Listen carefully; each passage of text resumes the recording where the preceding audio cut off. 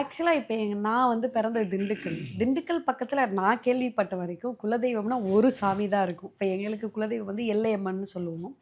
ஆனா இந்த பக்கம் இவங்க பகுதியில பார்த்தீங்கன்னா, ஒரு வீட்டுக்கு வந்து கிட்டத்தட்ட ஒரு 6, 7 குலதெய்வங்கள் இருப்பாங்க. அது என்ன காரணம்னா, அவங்க என்ன பண்ணுவாங்கன்னா, ஒரு ஒரு பகுதியா இருந்து குடிபெயர்ந்து வந்திருப்பாங்க அவங்க முன்னோர்கள். எங்கெல்லாம் இருந்தாங்களோ அங்க இருந்த சாமியே இப்ப அவங்க பூட்டை வந்து ஒரு சாமி கும்பிட்டுருப்பாரு, அவர சேர்த்துக்குவாங்க. அவங்க பாட்டன் ஒருத்தர கும்பிட்டுருப்பாரு, அவர சேர்த்துப்பாங்க.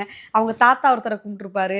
அவங்க அப்பா ஒருத்தர கும்பிட்டுருப்பாரு. இப்படின்ட்டு இவங்க வாழ்ந்த பகுதியெல்லாம் சேர்த்தனாலயோ என்னமோ, குறைஞ்சது ஒவ்வொருத்தங்களுக்கு ஒரு 5, 6 குலதெய்வங்களாவது இருக்கும். அது மாரி எங்களுக்குமே பார்த்தீங்கன்னா, ஒரு 5 குலதெய்வங்கள் இருக்கு. அதுல ஒருத்தர் வந்து கருப்பசாமி. இவருக்கு இப்போ வரைக்கும் அருள்லாம் வந்ததில்ல. ஆனா பாடும்போது அது நம்ம வந்து அப்ப கூட சொல்லிட்டு இருப்பாரு. ஏன்னா எப்பவுமே அது பாட்டு கடைசி பாட்டா தான் இருக்கும் அந்த கலை நிகழ்ச்சியில.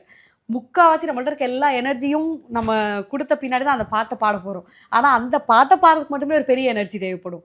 அப்ப அந்த எனர்ஜி எனக்கு எங்கேருந்து தான் வருதுன்னே தெரியல அப்படின்னு சொல்லுவாரு இவரு.